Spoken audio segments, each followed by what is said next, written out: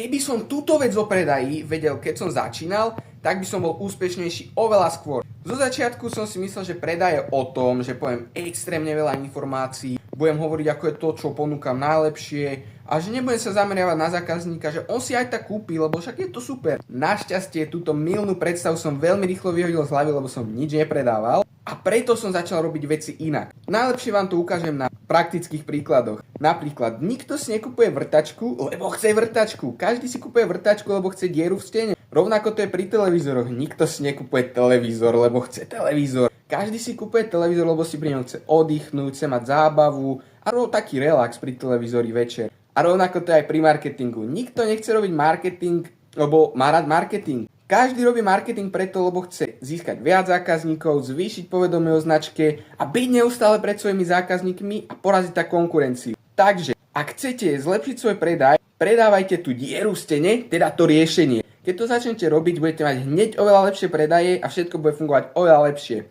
Pre viac takýchto tipov nás začnite sledovať.